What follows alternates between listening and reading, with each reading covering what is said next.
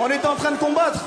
Et j'ai senti qu'il y avait un bout de verre ou un bout de bois, j'arrive pas à voir ce que c'est. C'est un bout de verre dans mon orteil, mon pouce gauche. Et ça me gênait. Du coup, j'ai dit à l'arbitre, il me dit qu'on peut pas arrêter le combat. Je dis ok, je continue, mais je sens qu'il y a un bout de verre en fait. Du coup, je le dis à Baki, je dis frérot, il y a un truc qui me gêne. Il me dit, bon enlève-le. Je dis bah ouais, je vais l'enlever. Et là, l'arbitre il arrête. J'ai rien compris, franchement, je sais même pas quoi vous dire. L'arbitre il a arrêté, il me dit, tu peux pas arrêter le combat. Ouais, ok, ici. Oh, aïe, aïe. Oh, oh, on va faire comment? On fait avec. Vous comprenez clairement que cette victoire de Sedine Doumbé a été arrachée. Cette victoire de Sedine Doumbé lui a été dérobée, volée. Mais ici, je n'accuse pas Baki, son adversaire, car celui-ci a été vraiment humble. Il a fait preuve d'humilité. Vous voyez, non? Quand Sedine Doumbé a eu ce malaise à l'orteil, il a signalé à Baki. Baki a aussi signalé à l'arbitre. Ils ont tous signalé à l'arbitre, mais l'arbitre a refusé. Baki a même donné l'autorisation à Sedine Doumbé d'enlever cette glace dans son orteil. Quand il a voulu enlever, c'est comme ça que l'arbitre a mis fin au match et a donné la victoire à Baki. Ce n'est pas de la faute de Baki. Vous comprenez qu'il y a la mafia partout. On finit toujours par jongler. J'ai déjà constaté quelque chose dans les sports internationaux.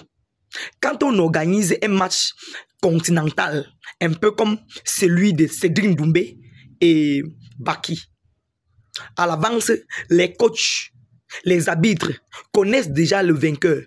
Avant qu'on ne lance même le match, ils connaissent déjà le vainqueur. Donc, vous montez, vous descendez là-bas dans le ring. On connaît déjà le vainqueur. Ils ont déjà tripatouillé, ils ont déjà tout arrangé derrière. C'est exactement le même scénario qui s'était réalisé lors de la rencontre de Francis Ngannou et Tyson Fury à Riyad, en Arabie Saoudite. C'est ce qui s'était réellement passé. Voilà le même combat encore. Voilà le même scénario qui s'est produit. C'est comme ça chaque fois. Maintenant, voilà que Sedine Doumbé est passé à côté de sa victoire. Ceux qui ont vu le match comme moi vont comprendre que Sedine Doumbé avait largement, je dis largement le dessus sur Baki. Baki, si le match là allait jusqu'à la fin, Baki ne pouvait pas vaincre Sedine Doumbé. C'était impossible. Il avait vraiment de l'espace sur Baki. Mais comme la vie est ce que c'est, les gars ont fini par trouver le vainqueur. Et l'arbitre a décidé d'arrêter le match, de mettre fin. Les gars, attendez un peu. J'ai dû vous oublier quelque chose. Quant à l'hôpital de luxe, quant à la chambre de luxe réservée par Sedine Doumbé là-bas en Europe pour accueillir Baki après sa défaite là, il doit donner ça à qui?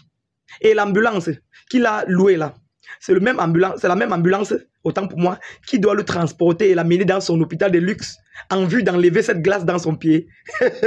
Merde alors, Sedine Doumbé avec la propagande. Aïe!